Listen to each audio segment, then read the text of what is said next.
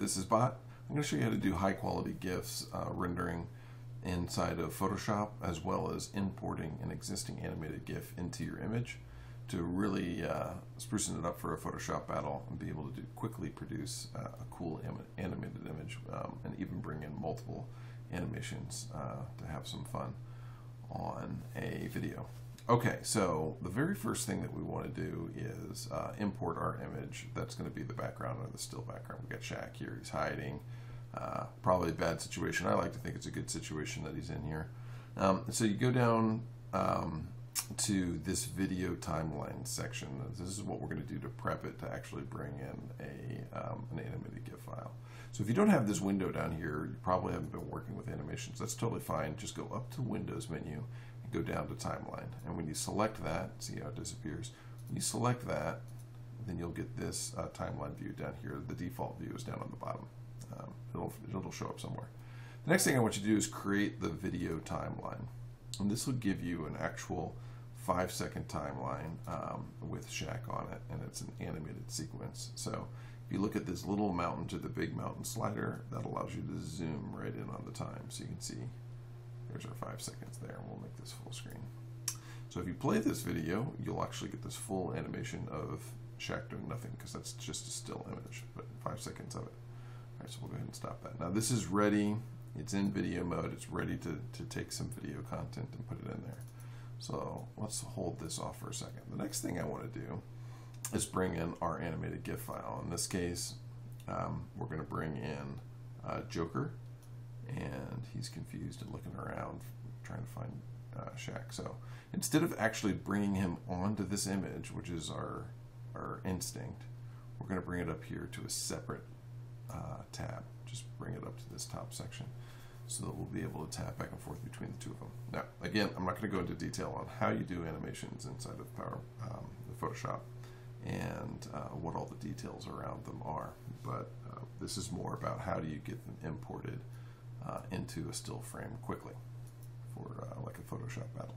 Okay, so we see we have this tab. So the original tab is Shaq and his timeline, and now we have Joker and this timeline. Now notice this timeline looks different from our other timeline. This is the default animation pane view inside of Photoshop. It's a frame by frame animation, and it's actually kind of the more rudimentary version. So I'm going to encourage you to move away from this very quickly. It's a very kind of crude animation model, and you can do twaning and time out on frames. It's easier to use and easier to learn, so it might be good for your first couple ones, but I'm going to encourage you to move away from it as quickly as possible. So to get out of this frame view and move into the timeline view, you want to go down to this little thing in the lower right, lower left-hand corner. There's a little timeline button. So go ahead and click that, and it'll convert it to this timeline view. So this is what you'll see in almost all video editing programs or After Effects and everything else, is the frames are broken down like this. All right. So then I want you to go over here to your layers. Now you'll notice there's a direct correlation between the layers over here and what's visible and what's going on in this video here. So I just want to show you before we start manipulating this at all. If you press the play button, just pretty much the raw import of this file, you can see the GIF plays. So it's great. It goes through the time, 3 seconds, 5 seconds, 6, 7, 8, 9, 9.5 seconds, and we finished the video, so that's great. All right, so the next thing I want you to do is prep this for moving it into the other one, and we're going to do that by clicking on layer 1, and then we're going to scroll all the way to the top, hold down the Shift key, and then press the top layer, and that'll highlight all of them. So press the first one, hold the Shift key, and then highlight the top one. The next thing I'm going to do is have you press Control G. On a Macintosh, that would be Command G. That's just to create a group. For folks that work with layers, they're familiar with this. You're going to just create a group and put everything in it. So on the timeline, this group looks like a gray bar now, but in reality, all the same information is on the inside. You can just click on this to expand it, and you can see each individual layer and their keyframes. Okay. So this guy is all wrapped up and ready to go. It's important when you're working with tons and tons of frames and layers because of these animations that you keep them well organized. Otherwise, you're going to have problems. just doing 2 of these, you can quickly get 500-600 frames or layers that you're working with. Okay, so now let's take this frame, hold that tab, and drag this window out. This is a little trick that you can do. You can do this with regular images too.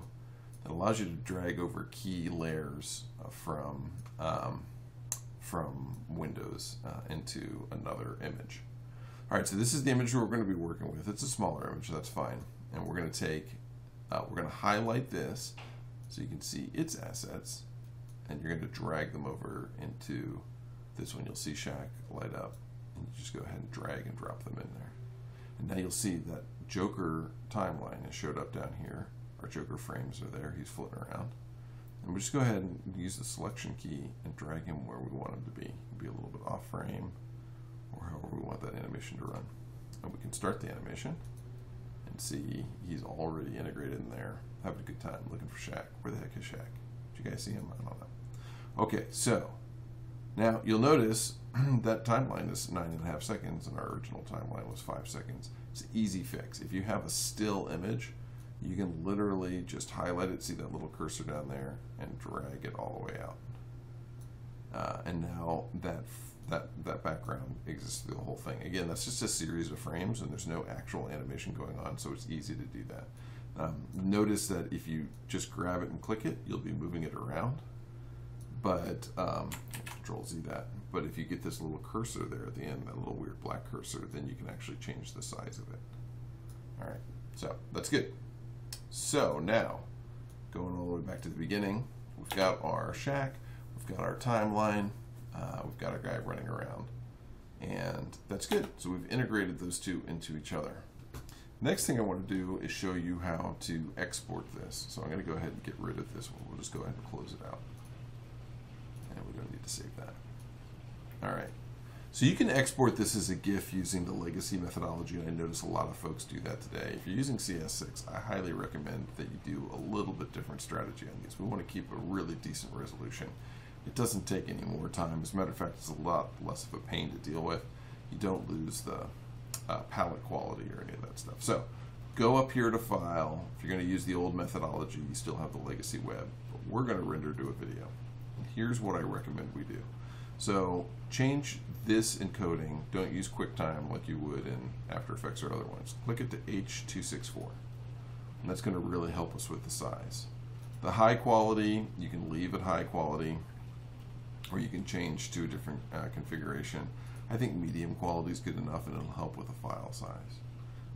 The frame rate, I like to do 29.97. That's the standard. You can leave it at the default of 30.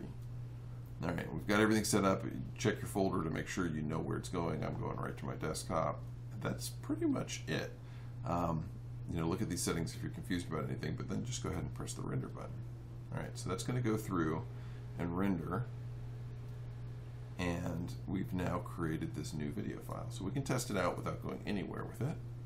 And you can see, wow, that looks pretty good. So that's our video, and like the quality on it, aside from the quality of the initial GIF itself, that's looking pretty sweet. All right, so now we're going to do a right click and a property size, and we can see this is only 5.6 megabytes. That's awesome. That's really stellar.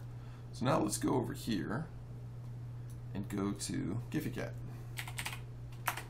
You could definitely throw this into Imager. Imager always seems to be well, let's just say I like GIFCat, and there's no sales pitch there. It just seems to be a lot smoother experience for me when it comes to animations. So, and I have a good library with them and everything. Just remember to make sure your animation is always under 15 seconds. There's a 15-second limitation. That's a good rule in general. You really don't want to have huge animations when you're doing a Photoshop battle. So I like to keep myself in the 15-second or less time frame. All right, so that's gone ahead, shows you the time and everything. If it prompts you for this, go ahead and press create, and it's going to go ahead and start uploading that. This is pretty quick, but I'm going to go ahead and pause the video so you're not sitting here watching that. Okay, that just finished. It took under a minute, and it automatically pushed me to this mode. So this is great. You can take this URL, it gives you this unique URL using 3 words, and you can copy that directly into Reddit, and look at the quality of that GIF. So set to medium quality, it's much higher quality and less pixelation than you would get from one of those low palette resolution images.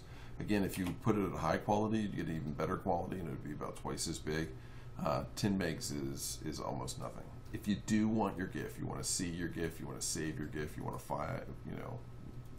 save out your GIF and share it with friends because you love your old GIF format, you can click on this little settings button here and then open in a large GIF format. You can open in a small GIF format. And that was interesting. I don't think that did what I wanted it to do. All right, I'm not sure why that functionality is not working, but you can do that normally. Here's a small GIF format. You can see it's choppy and the rendering is not as bad. It's still better than saving it out in Photoshop and the quality that you would get there. But there's your GIF. And again, Imgur will take a lot of this content, just a little bit different timeline, a little bit different level of quality and capability when it comes out from the service. So GIFcat is really good at managing this. So that's it in a nutshell. If you don't know where to get the Joker GIF from, you can get it from our Cutouts, which is a sister sub with Photoshop Battles. There's a lot of great content in there. And there's another one now where John and Joker are together with lighting and shadows, so you can just import that whole thing right in there.